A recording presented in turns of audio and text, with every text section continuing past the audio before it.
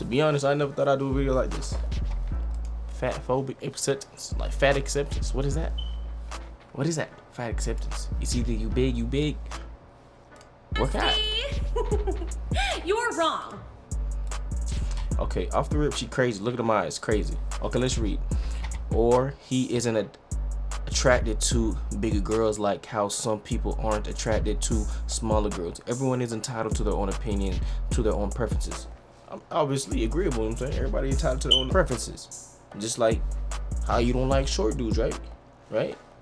You don't like dudes with the little, you know what I'm saying? They ain't slanging 2 inches, right? Okay then, let's see what you got to say. I think it's time for another adult pre-K lesson. What do you think? All right, turn your listening ears on. Zoop, catch a bubble in your mouth. Good job. Okay, here's the thing. Who's she talking to? Having a preference is something like, I'm looking for a partner who likes kayaking, or wakes up early in the morning, or loves pizza.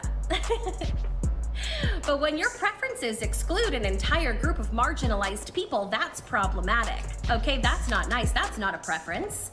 If you lump all fat people in one group together as though they are not very different individuals, that's fat phobic. Just like lumping all black people in one group and saying, I don't like black people is racist. And lumping all disabled people in one group and saying, I don't think people in wheelchairs are hot is ableist. Do you understand what I'm saying?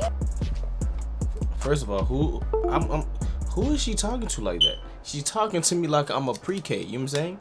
And a lot of statements that she made was highly incorrect. You can't compare a preference. I mean, obviously being black, etc. is a preference, but she was saying how like being fat is the same as like being black, and you grouping them together. We're gonna go back so I can clarify and actually give y'all a correct statement, because I don't want to say something and then y'all eat me in the comment section because I didn't articulate myself correctly. We're gonna do this. Hold up. List. Do you understand what I'm saying? One group and saying I don't like her as though they are not very different individuals. That's fat phobic.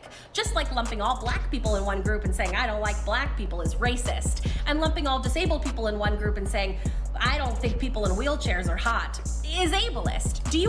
First of all, I never heard of ableist. I never heard of that. If I lump a group of black people into one group, what that means, that's a culture. They're black. How is that racist? Because I lumped them in a group. You know what I'm saying? That's just me identifying you. Like if I lump all black people, I'm identifying you as black. If I identify all white people, I'm identifying you as white, Caucasian, you know, etc. How's that racist? There's no oppression. There's no segregation. There's no malintent. I'm literally categorizing you, and she's saying that's racist, fat phobic. To categorize you. If you're big, it's not fat phobic. I'm categorizing you with big people. If I group you with fat people, I'm gonna say you fat. You big. You morbidly obese. You know what I'm saying? That's not an incorrect. That's not a fat phobic statement. If I lump a bunch of disabled people, how is that an ableist statement? That just means so I shouldn't be like, oh, you can't park into the handicap because we can't group y'all together no more. You saying the logic that you're saying makes no sense. Who are you? Who's your demographic? Like, I like the eyes. I ain't gonna lie, your eyes is fire. But look at that. You lose a couple, maybe if you lose 100 pounds probably, and you lose the attitude, you gonna get some high quality dudes. But right now, I ain't feeling it, bro. You understand what I'm saying? We is not gonna read this. The struggle of dating in the LGBTQ community as a fat femme, lol. Fat female?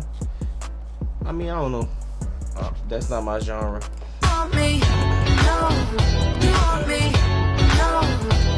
Okay, no, like, let's have this conversation, because, like, as a fat femme who has been out most of my life, I'm turning 30 in January, and I came out around 16, 17, tried to come out whenever I was, like, 12, because I knew, and my mom freaked the out, so went back into the closet for a few more years, but, I'm just gonna say this, and it's probably gonna piss off a few people, but a lot of queer people mirror how cis men treat fat femmes in the queer community, and y'all don't want to work through your fat phobia, and matter of fact, y'all will deny it and treat us like shit.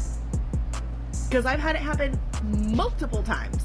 Multiple motherfucking times. And I know I'm not the only one. Okay, so I have a TikTok going viral about the fact that there's a shit ton of fat phobia within the queer community. And like me wouldn't know what it's like to experience that. But there's a handful of comments of people going, it's just a preference, stop playing a victim. I'm not playing a victim whenever I'm quite literally calling out the fact that you are fat phobic. No one's playing a victim whenever you're calling out racism. No one's playing a victim. Bro, why is racism always the thing you use as a defense mechanism, but to back up your statement? Why is that used as a leg to stand on?